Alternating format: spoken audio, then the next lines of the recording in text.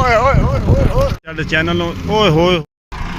ਹਾਂਜੀ, ਇਹ ਚੈੱਕ ਕਰ ਸਕਦੇ ਹੋ, ਟਰੈਕਟਰ ਲੋਡ ਕਰ ਰਿਹਾ ਹੈ ਤੂੜੀ ਟਰੱਕ ਦੇ ਉੱਤੇ।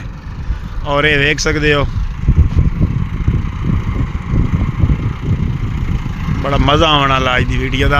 ये पता नहीं हम वेखा ड्राइवर के उत्ते आँदी है मिट्टी धूड़ मिट्टी जी है या तूड़ी बच गई है। ड्राइवर तो गया भी फिर बचे और वन्यू तो अस एक विलोक बनावे पर हम गए आया काम उदू खराब हो गया। वो बड़ी डिटेल ही तो देने यह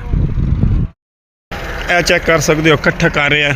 ठीक है, और धूड़ ही आँदी पई है टिकटॉकर स्टार पूरा अठ खलो ये उन्हें इकट्ठा कर रहे। एक ट्राली परू आ गई है, वो नहीं अजा लोड करना है इस ट्राली में। ये क्लीयर होई खली है ट्राली बिल्कुल ओके दी रिपोर्ट।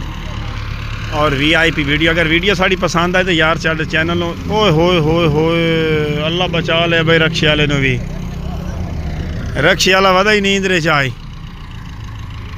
और वीडियो साड़ी पसंद आवे तो जनाब चैनल जल्दी जल्दी कर लो सब्सक्राइब। और वीडियो बड़ी ज़बरदस्त बनने लगे। सर रोड मेन रोड तो बड़ा कम है तो बड़ा गलत है। रक्शे वाले की है गलती कोई इस ड्राइवर की भी हो सकती है, लेकिन तुम कमेंट दसना कि गलती किहड़े बंदे दी है, गड्डी वाले दी है या रक्शे वाले दी है।